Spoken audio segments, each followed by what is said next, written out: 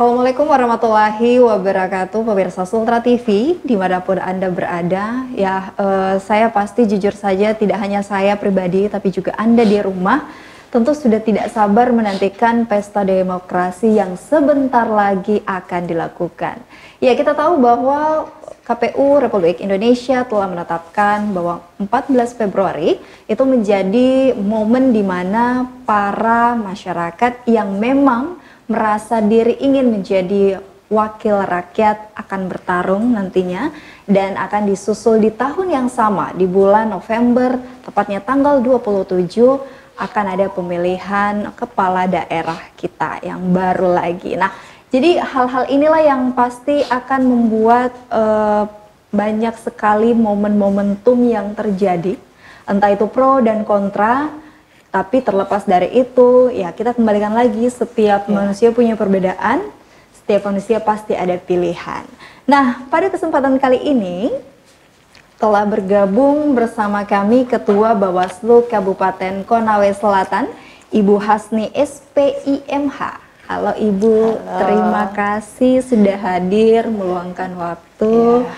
Dan kalau berbicara Bawaslu sendiri atau Badan Pengawasan Pemilu yang memang merupakan lembaga yang khusus mengawasi jalannya pemilu dan hal-hal yang berkaitan nantinya dengan penyelenggaraan pemilihan umum. Lantas kalau kita bercermin, saya mungkin langsung saja ke Ibu Hasni, kita bercermin ke pemilu, ini jadi kayak flashback ya, di 2019 kemarin. Telah diselenggarakan pemilihan kepala daerah yang luar biasa. Saya sempat mengikuti sampai momen-momen di mana adanya tahap-tahapan yang mereka lewati dan effortnya begitu besar. Nah Bu, kalau kita bercermin flashback kembali, bagaimana situasi pada saat pemilu waktu itu Bu? Lalu Bawaslu sendiri seperti apa mengambil peran di sana? Silakan. Ya, saya kira dari tahun ke tahun ya pemilu itu kan memang permasalahan itu sangat kompleks. Betul. Ya, karena calon berkompetisi ingin menang semua, tapi kan tidak mungkin menang semua. Benar. Ya, tentunya ya berbagai macam cara mereka kontestan ini untuk mendapatkan simpati daripada masyarakat. Nah, kalau peran Bawaslu sendiri di sini, ya tentunya yang pertama kita lakukan adalah pencegahan. Ya, pencegahan. Karena kita memang punya peran di situ, yaitu pencegahan dan penindakan. Nah, kita memang dalam menghadapi pesta demokrasi ini, tentunya kita utamakan adalah pencegahan. Di mana pencegahan ini kita lakukan mungkin terutama kita mengajak seluruh masyarakat untuk bisa berpartisipasi.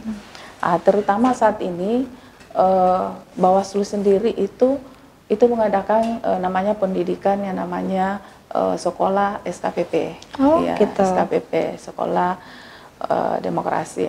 Nah, SKPP inilah kita berharap untuk bagaimana dia mensosialisasikan daripada aturan-aturan daripada penyelenggaraan pemilu.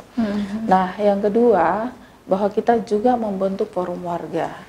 Ya, di pelosok-pelosok desa, terutama RT RW itu kita adakan di situ forum warga, dan termasuk juga kita kemarin launching daripada kampung anti money politik. Itu yang kita lakukan selama ini pada saat sebelum dan pada saat pemilu. Gitu. Nah, saya menarik ya, ada tiga terobosan yang dilakukan. Salah satunya itu kampung anti money politik. Karena kenapa money politik ini kan kayak menjadi bayang-bayang yang susah untuk lepas, Bu.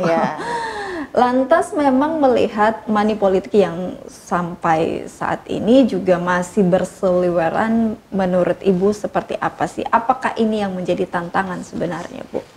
Iya. Memang kalau kami dari pengawas pemilu ya, itu memang menjadi tantangan tersendiri. Karena kenapa?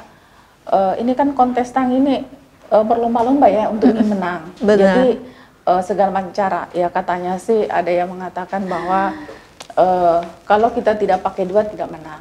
Tapi setelah kami juga di lapangan, ada juga beberapa desa, ya, terutama juga kayak pemilihan desa, ada beberapa yang terpilih itu tidak pakai uang, dan ada juga beberapa caleg itu tidak memakai uang, jadi seperti itu. Jadi dia memang apa namanya ya, memberikan pendidikan kepada masyarakat dan mungkin banyak juga jasa-jasa kepada masyarakat sehingga dia terpilih. Jadi bukan karena uang. Jadi tidak selamanya juga karena uang orang terpilih. Betul. Biasa juga orang yang bertarung banyak uang itu tidak terpilih. Jadi gimana ya saya melihatnya ini money politik sebenarnya. Jadi tergantung sebenarnya kesadaran daripada kontestan. Ya, karena masyarakat juga ditanya, ya saya pernah tanya masyarakat, kenapa bisa mengambil uang daripada ini? Padahal mungkin tidak suka, kan? Ya, mungkin tidak suka, hanya dibilang ambil saja uangnya, daripada rugi lain. Kata masyarakat, saya kan tidak meminta, ya kan? Saya benar kan tidak meminta sih. Jadi saya sampaikan, kalau saya sosialisasi di masyarakat, saya sampaikan, jangan begitulah, karena itu kan merusak demokrasi. Nah, inilah yang beransur-ansur kita sampaikan ke masyarakat. Pendidikan inilah yang kita sampaikan ke masyarakat, bahwa jika kita 5 tahun memilih calon kita dan itu memakai uang, maka kita ini akan rusak dan berdampak juga ke masyarakat. Dampaknya sangat tinggi kepada masyarakat. Karena calon yang terpilih tidak mungkin juga, artinya dia sudah mengeluarkan uang banyak, tidak mungkin dia berpikir untuk bagaimana mengembalikannya. Iyalah. Ya seperti itu. Jadi memang semua ada dampaknya ada dampaknya. Karena kalau dia terpilih hanya dengan ikhlas, tidak mungkin lah. Ya kalau umpamanya dia masuk pakai duit, ya mungkin di dalam DPR nanti yang dia pikir ya mana uang saya kembali, kan? Ya, seperti itu tidak menutup kemungkinan. Tidak menutup kemungkinan. Jadi memang inilah yang sebenarnya harus disadari sama masyarakat. Tapi Bu, kalau kita kembali flashback lagi ya, waktu di pemilu 2019 kemarin, itu bagaimana Ibu melihat? Apakah masyarakat sudah mulai sadar dengan adanya, yaitu tadi tidak maulah untuk money politik, minimal mereka lebih mengutamakan jiwa-jiwa demokrasi, itu bagaimana kalau Ibu melihat? Ya, kalau saya melihat masyarakat tidak juga dibilang ada juga yang sadar, ada juga yang tidak. Jadi kalau orang yang istilahnya mau betul-betul sadar, mengerti bahwa oh ternyata dampak kita money politik ini, ya pasti dia enggak menginginkan itu. Tetapi lagi-lagi calon yang mengumpan itu kan, seperti itu, sehingga apa ya, artinya kadang kan masyarakat itu sudah ada yang mereka di dalam hatinya mungkin sudah ada yang dipilih, tapi karena datang mungkin selembar sarung atau uang 100.000, 200, mungkin itu. Akhirnya goyah lagi. Tetapi kalau kita di pilkada kemarin maupun di pemilu, itu belum pernah kita dapatkan atau laporan mengenai money politik. Nah, kemarin di MK itu ada laporan money politik masuk di laporannya calon, tetapi itu tidak bisa dibuktikan karena pada saat itu mereka tidak melapor. Jadi ceritanya mereka sendiri yang memberikan uang itu, mereka sendiri yang melapor ke calon yang kalah. Jadi begitu sehingga ini. Tetapi di MK itu tidak dibenarkan karena tidak ada laporan dalam ke Bawaslu. Ya mudah-mudahan sih untuk pemilu 2024 ini ya Bu, ini tidak ada lagi keinginan untuk mau money politik, bukan hanya dari masyarakat tapi juga dari calon calon anggota ini gitu. Karena sampai sekarang juga kita lihat ya di sepanjang sudut jalan itu sudah ramai banyak foto-foto ya berjejeran. Itu kayaknya orang sudah mulai menampakkan bahwa saya siap untuk menjadi wakil rakyat, tapi pertanyaannya adalah apakah rakyat siap dipimpin oleh Anda gitu kan? Kalau visi dan misi pun juga maksudnya tidak capable dengan atau tidak sesuai dengan keinginan mereka. Nah, selanjutnya ini lagi yang saya ingin tanyakan Bu, bahwa ini menjelang pemilu 2024, tidak terasa sekarang sudah bulan Juli. ya. Otomatis ya masih ada sekitar 6 bulan lah kita akan mempersiapkan itu semua. Lantas kalau dari pihak Bawaslu, selain memang memiliki 3 program yang tadi sudah disebutkan, titik sasaran yang ingin juga menjadi fokus perhatian dari pihak Bawaslu Konsel apa sih Bu, kalau boleh tahu? Kalau titik sasaran itu terutama netralitas ASN. Netralitas ASN. Kenapa saya bilang titik fokus di situ? Karena kemarin di Pilkada itu penyumpahan terbanyak kasus netralitas ASN. Ya, netralitas ASN ya. Ada 20 kasus yang kami proses dan ada juga yang masuk jeruji besi kan gitu, dan ada juga disanksi ke penurunan pangkat. Ya, bahkan nantinya mungkin kalau kedepannya itu adalah pemberhentian. Nah, kemarin dengan sosialisasi ini kita sudah sampaikan juga ke pemerintah daerah, sehingga kemarin Pak Bupati juga mengeluarkan surat edaran untuk netralitas ASN. Saya kira untuk kolaborasi kita untuk pemerintah ini kita sudah cukup untuk kolaborasi, tinggal nanti di lapangan bagaimana tentang netralitas ASN. Ya, karena biar bagaimanapun juga pengaruh dari ASN ini kan cukup besar juga, Bu. Iya. Jadi dibutuhkan memang netralitas di sini. Dan rupanya saya juga baru tahu, kalau Ibu tidak mengatakan tadi, rupanya banyak penyumbang kasus kemarin itu masalah netralitas ASN ya. Kasus, ya. Bukan malah ke money politik atau berita hoax, tapi malah ke netralitas ASN. Luar biasa. Berarti inilah yang menjadi tantangannya sekarang.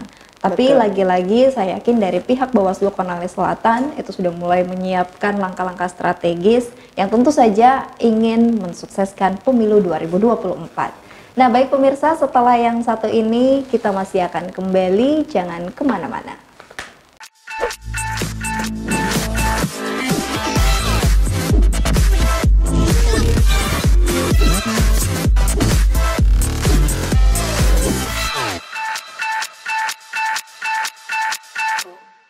Terima kasih pemirsa, kita kembali lagi dan tentu masih bersama dengan Ibu Hasni di sini.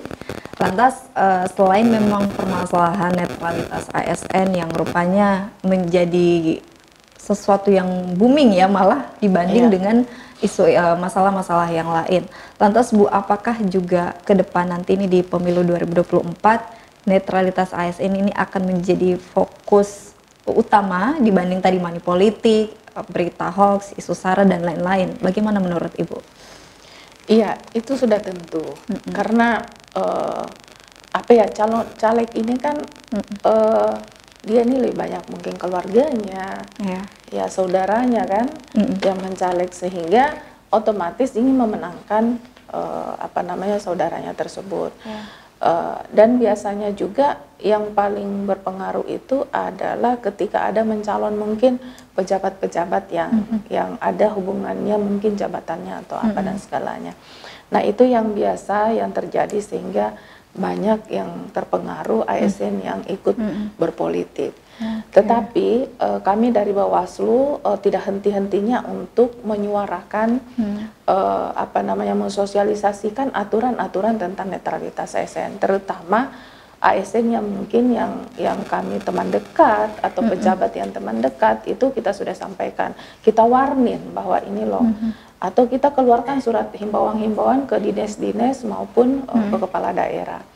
Nah dengan jalan itu saya kira bisa mengurangi, karena biasanya juga banyak ASN yang tingkat bawah itu tidak mengetahui ketika dia masuk politik praktis, itu dia tidak mengetahui bahwa ternyata ada sanksinya loh. Ya, sehingga ini memang perlu tugas kami ini, tantangan kami tersendiri untuk bisa menyebar luas ke masyarakat. Gitu. Nah, dan selanjutnya selain memang untuk netralitas ASN, tadi juga Ibu sempat mengatakan bahwa dari pihak Bawaslu ya sudah ada nama programnya Forum Warga ya, dan juga sekolah SKPP ya Bu ya, itu sekolah demokrasi.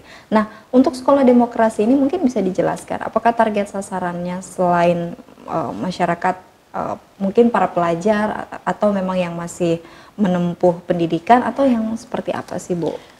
Jadi sekolah kader pengawasan ini itu kebanyakan dari mahasiswa. Oh, Ada mahasiswa, juga ya, yang oke. sudah selesai, yang mau berpartisipasi. Jadi dia tidak di apa ya, tidak dikatakan bahwa dia itu ada imbal baliknya di kita atau kita bayar atau apa, enggak. Oh, Jadi dia tidak. memang Oh. dia memang apa namanya, Lebih ke volunteer kemauan mungkin sendiri ya. Jadi Kemauan relawan sendiri, gitu jadi ya, Bu, ya? relawan, ya, Oh. jadi relawan. Jadi Oke. relawan itu sendiri, sehingga dan memang dia di semacam disekolahkan, Oh, artinya di gitu. Bintek. Kalau ada kegiatan itu dilibatkan. Jadi mereka dianggap bahwa semakin banyak kader partisipatif ini atau masyarakat yang terlibat di dalam, maka pemilu ini akan bisa diadakan secara jujur dan Oke. adil. Dan sampai saat ini masih berlangsung, Bu, untuk SKPP-nya? Masih, karena itu program nasional. Oke. Untuk di Konsel sendiri sudah bergabung hingga berapa, Bu? Mungkin jumlah Kita di teman-teman yang Konsel tergabung. itu sudah sekitar hampir 100 lah. Wow, cukup Iya, banyak ya, Bu. Dan iya, memang kayaknya sudah. dibutuhkan sebanyak-banyaknya nih. Iya, Karena dibutuhkan melihat sebanyak-banyaknya. ya bahwa Konsel cukup luas Iya. jangkauan wilayahnya. Nah, sampai sejauh ini sudah ada SKPP tersebut. Lantas kalau untuk forum warga bagaimana? Ini apakah melibatkan warganya langsung? Iya, Bagaimana? kalau forum warga ini memang sih belum terlalu kelihatan di lapangan karena memang kita ini baru semacam sosialisasi. Jadi kalau semacam saya kan kemarin kegiatan saya sehari-hari kan penyuluh. Iya. Jadi warga-warga yang terutama di pelosok-pelosok, mungkin yang tinggal di kebun atau tinggal di daerah-daerah terpencil seperti di pesisir. Nah, itu yang menjadi sasaran kami untuk turun kumpul-kumpul warga, itu kita sosialisasi di situ. Oke. Jadi kita sudah ada beberapa warga itu kita bentuk kayak semacam ketua forumnya di situ sehingga kita gampang untuk sosialisasi di lapangan tersebut. Tapi dari sosialisasi yang telah dilakukan, Bu, paling banyak mungkin warga itu menyampaikan apa pada saat sosialisasi tersebut? Apakah ya semacam aspirasi atau keluhan mereka kah atau gimana? Iya, kalau biasanya sih kalau keluhannya mereka itu dia bahwa kebanyakan kan kita membawa materi money politik, isu sara, hoax kan begitu kan, sehingga nantinya tapi yang paling banyak respon itu adalah money politik. Money politik. Iya. Dulu saya masih ingat 2015 ya karena kebetulan juga saya salah satu komisioner di kabupaten yang dulu masih badan ad hoc itu. Pertama kali kita sosialisasi itu kita melarang orang jangan mengambil uangnya. Jadi dia sampaikan kita ini semacam panwason itu kan orang bilang setan kan, iya karena maksudnya mereka rezekinya itu terhalang karena kita panwas. Seharusnya mereka sudah terima uang pembeli ikan atau apa. Ini kan betul, mereka masih pemikirannya mereka primitif, ya tidak tahu bagaimana dampaknya, tidak tahu ya mereka yang tahu itu ya saya dapat uang 100, saya beli ikan sebentar bisa hidup kan.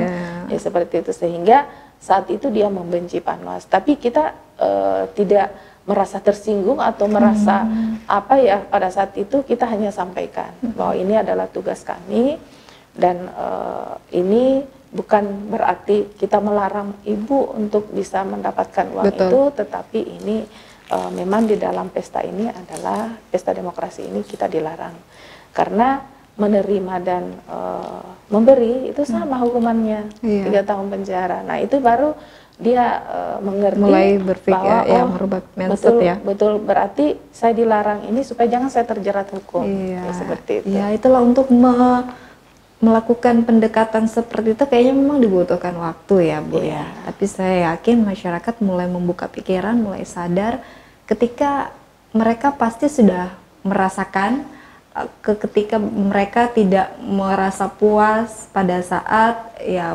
pilihannya terpilih ataupun tidak terpilih. Nah, semoga ini juga bisa menjadi pelajaran yang penting buat mereka.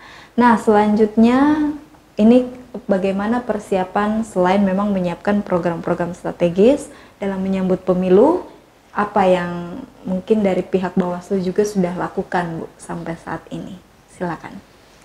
Iya, saya kira untuk menyambut ini kemarin kita kan sudah verifikasi daftar pemilih. Oke. Ya, itu sudah DPT, daftar pemilih tetap. Itu kita sudah awasi dan memastikan sesuai ya, sesuai apa tidak. Tetapi lagi-lagi daftar pemilih ini kan dia tidak tetap ya, dia statis, betul. Karena masyarakat itu atau warga atau pemilih itu ada yang keluar dan ada yang masuk, ada yang meninggal ya. Jadi dia kita juga tidak bisa tahu, tidak paten itu. Hanya langkah-langkah kita ya kita harus memastikan apakah betul ini dia sebagai sampai hari H. Jadi tidak ada batas waktunya kalau daftar pemilih ini. Nah, saya kira yang kedua bahwa kami juga ini sudah melakukan saat ini kan ada pencalonan, ya, pencalonan DPR ini sementara berlangsung dan ini berlangsung ini dari tanggal 6 sampai tanggal 9 itu adalah perbaikan dokumen calon. Nah, inilah yang kita langkah-langkah ke depan yang kita ini, yang jelasnya kita memastikan bagaimana nanti pesta demokrasi bisa berlangsung luber dan jujur. Iya, betul sekali ya. Kita ingin sih tidak ada lagi masalah-masalah yang terjadi ya, Bu. Nah, selain itu kalau mengenai penertiban, kan kita lihat juga banyak baliho-baliho yang sudah mulai berjejer, Bu. Apalagi kalau dari jalan mau ke bandara, saya kan kebetulan tinggal di sana. Itu memang kayaknya sudah banyak sekali mepet-mepet. Nah, apakah itu memang belum termasuk pengawasan juga ya, karena memang kan belum ada peraturan yang mengatur kapan harus dan kapan memang sudah tidak boleh lagi gitu. Ini gimana? Bu? Kalau inilah yang menjadi dilema juga di lapangan. Banyak sih juga yang soroti kita Bawaslu. Di mana Bawaslu ini? Kok ini belum kampanye sudah banyak ini. Belum penetapan calon ini sudah banyak beliau. Jadi kita di Bawaslu ini kita kan ada aturan, ya ada aturan. Kita juga tidak serta merta kita harus track langsung buka semua. Kalau sebenarnya kalau hanya mau buka saja gampang saja, tinggal kita ambil saja gampang, tinggal kerahkan personel di bawah ya. Kan? Tapi kan kita ini berdasarkan aturan, kita tidak bisa juga kalau tidak sesuai aturan kan, ya jadi seperti itu. Sehingga karena di PKPU 33, PKPU 33 itu kan yang diakan sosialisasi itu kan hanya parpol. Itu pun sosialisasinya dalam internal partai, pendidikan politik, itu parpol.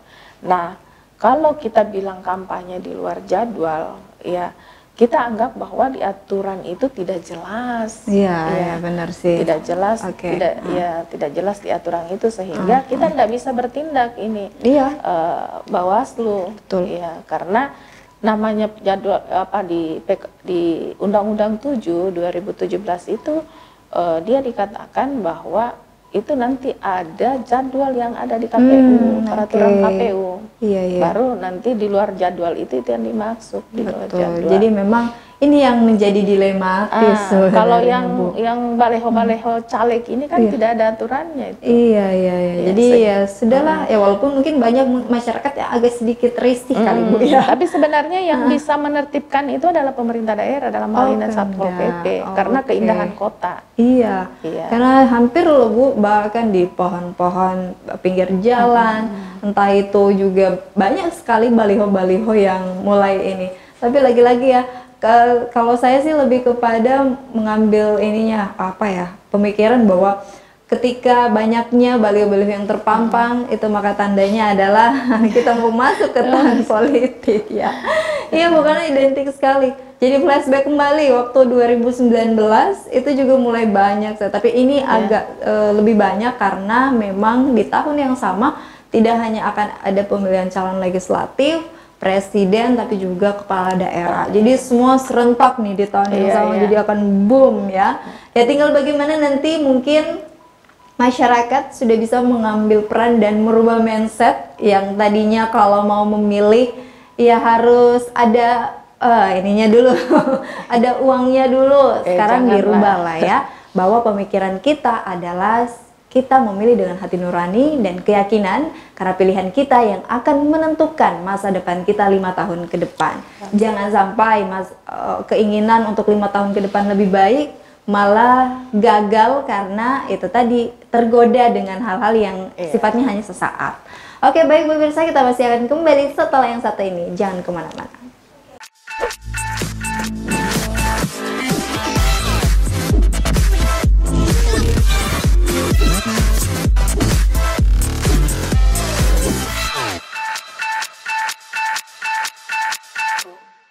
Terima kasih pemirsa, kita kembali lagi, luar biasa. Jadi melihat dengan situasi yang cukup sekarang ini sudah mulai memanas kalau saya bisa katakan, karena bukan hanya di Kabupaten Konawe Selatan, di Kota Kendari mungkin sebagai juga ibu kota Provinsi Sultra, dan seluruh wilayah Sulawesi Tenggara juga sudah mulai menyiapkan, bahkan mungkin saja satu di antara mereka itu sudah masuk sebagai calon legislatif, walaupun memang belum ada penetapan calon, karena memang masih dalam proses. Kalau sempat kemarin memang kita dengan KPU Kota, mereka membahas bahwa saat ini sudah memasuki tahap-tahap selanjutnya, tapi memang belum penetapan, dan kita masih menunggu penetapan calon seperti apa, karena saya yakin Bu, setelah penetapan calon ini bahkan akan lebih memanas lagi dibanding dengan situasi saat ini. Nah, lantas lagi-lagi kita kan inginnya pemilu yang aman, damai, bisa berjalan dengan lancar tanpa adanya menyinggung satu pihak manapun. Karena yang namanya perbedaan, ketika perbedaan pilihan itu sudah terjadi, jangankan mungkin secara menyeluruh Bu, dalam satu rumah saja pasti punya beda pilihan, dan ini kadang yang menjadi masalah. Betul. Nah, kalau menurut Ibu sendiri mungkin ada tips dan trik mungkin yang bisa dilakukan untuk siapapun di luar sana yang sekiranya untuk meminimalisir adanya konflik lah terkait perbedaan pilihan. Bagaimana Bu? Iya, saya kira kita di Bawaslu sendiri ya. Yang pertama kita lakukan dulu adalah himbauan kepada parpol, himbauan kepada peserta pemilu ya. Terus himbauan kepada pemerintah itu sendiri, terus himbauan kepada stakeholder yang ada di Konawe Selatan. Nah, itu yang paling utama. Dan juga kita sosialisasikan peraturan-peraturan terutama kepada masyarakat, ya masyarakat kecil atau masyarakat pada umumnya. Ya, jadi itulah strategi yang harus kita ini, karena yang kita Bawaslu ini yang kita fokuskan adalah tentunya sosialisasi. Iya, betul. Ya, sosialisasi daripada peraturan, karena tidak mungkin kita mau pergi mengadakan secara kekerasan, bilang jangan ini nih, kan tidak mungkin seperti itu. Jadi kita harus sesuai dengan aturan. Ya, sekira seperti itu. Oke, dan sampai sejauh ini dari pihak Bawaslu juga Bu sudah, apakah memang memplot gitu, khusus untuk di daerah ini ada program seperti ini, atau masing-masing sudah mulai terschedule begitu? Iya, kita ini sudah ada namanya indeks kerawanan pemilu yang kita memang buat sebelum pemilu itu sendiri dilaksanakan. Ya, jadi pada saat pada saat kita memulai tahapan itu kita sudah plotkan bahwa kalau di daerah Ranome itu Kota Kendari, berarti di sini nantinya yang kita antisipasi adalah mungkin ada nanti mobilisasi massa. Seperti itu. Betul. Seperti karena kita ini kan di Konawe Selatan ini berbatasan banyak kabupaten. Iya, benar Bu. Banyak kabupaten ya, tentu saja mungkin bisa saja seperti itu ya, terutama pada saat nanti pilkada. Ya, pilkada. Jadi mungkin orangnya dari Konawe itu pindah ke dengan secara tiba-tiba. Nah, inilah yang kita pastikan, karena juga penyumbang masalah di Konawe Selatan kemarin itu ada PSU, itu adalah orang yang memilih bukan pada tempatnya. Oh, itu tempat terjadi Bu? Iya, jadi kadang dia memang penduduk Konawe Selatan, tetapi identitasnya itu sudah kependudukannya sudah di Kendari, ya sudah pindah Kendari. Nah, pas dicek secara online itu sudah tidak di Konawe Selatan, tetapi fisik daripada KTP-nya itu masih dia pegang. Nah, ini yang banyak, sehingga kemarin itu pada saat penetapan DPT, maksudnya pemilih ini itu yang kita antisipasi. Jadi kalau ada warga yang seperti itu kita sudah sampaikan. Nah, ada juga biasanya warga seperti yang terjadi di pilkada kemarin, di pilcaleg kemarin. Jadi dia warga lainnya. Nah, dia sebenarnya juga dia berpenduduk di Kolono. Nah, pada saat hari H, karena mungkin dapatlah istilahnya orang dapat dari caleg lah untuk mobilisasi massa itu, milih 2 kali sehingga dia lakukan. Nah, pada saat kita mau proses, ya orangnya itu pada saat ditahu bahwa ternyata kalau kita mau milih 2 kali itu ternyata kita dipidana. Ya, dan pada saat itu ya orangnya lari, sampai hari ini masih DPO karena sampai hari ini, Bu? Iya, sampai hari ini masih DPO sama kepolisian. Waduh. Iya, karena dia mau milih di lainnya dan dia milih di Kolono. Nah, itulah salah satu penyumbang kemarin PSU di Kolono. Ya mudah-mudahan ini tidak, makanya penting sekali sebenarnya ya Bu untuk memastikan DPT itu, karena hal-hal yang seperti inilah yang ditakutkan bisa saja terjadi kembali terulang. Juga biasanya juga pejabat ya, ada juga salah satu pejabat di Konsel kemarin, itu dia memilih, dia dari Kendari tapi mau memilih di Konsel. Iya, tapi dia tidak mengantongi A5, seharusnya kan mengantongi A5. Betul. Iya, tapi dia tidak mengantongi itu, tetapi dia memaksakan diri. Memaksakan diri untuk memilih. Nah, itu juga salah satu penyumbang PSU. Nah, itulah semua yang kita antisipasi mulai dari sekarang, sehingga untuk kita indeks kerawanan pemilu ini kita memang susun bahwa ini loh yang paling rawan di sini. Taruhlah kayak di Anggata, bagian Anggata ke sana Mowila itu kan kemarin juga ada black campaign, benar, kampanye black campaign. Sehingga itu yang harus kita antisipasi. Ya, terlihat dari ini semua lah yang makanya membuat pasti dari pihak Bawaslu sendiri membutuhkan sinergitas yang luar biasa ya Bu. Karena ini tidak bisa terselesaikan sendiri. Apalagi kalau di komisioner Bawaslu ya paling 5 orang ya Bu ya. Jadi apa 3 orang. 3 ya. Tidak bisa lah untuk diselesaikan. Lantas pihak-pihak mana saja Bu yang terlibat untuk sinergi dengan pihak Bawaslu? Ya, itu tadi yang saya katakan, bahwa kita di Bawaslu ini sebenarnya kalau dibilang semuanya permasalahan itu harus Bawaslu yang ini, itu tidak mungkin. Ya, terutama di politik. Kenapa? Karena kita di Bawaslu ini di kabupaten kan hanya 3 orang. Ya, di kecamatan juga hanya 3 orang. Di desa hanya 1. Jadi untuk sementara pemilih ini 200.000 lebih kan, 219. Sehingga untuk kita mengantisipasi semua ini ya dengan cara itu tadi, kita mengajak semua stakeholder, semua masyarakat untuk ikut berpartisipasi. Karena kalau bukan kesadaran masyarakat itu sendiri, maka pemilu ini tidak akan bisa jujur dan adil, ya.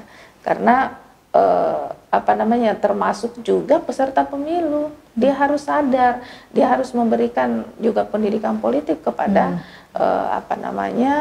para caleg-calegnya dan juga kepada masyarakat.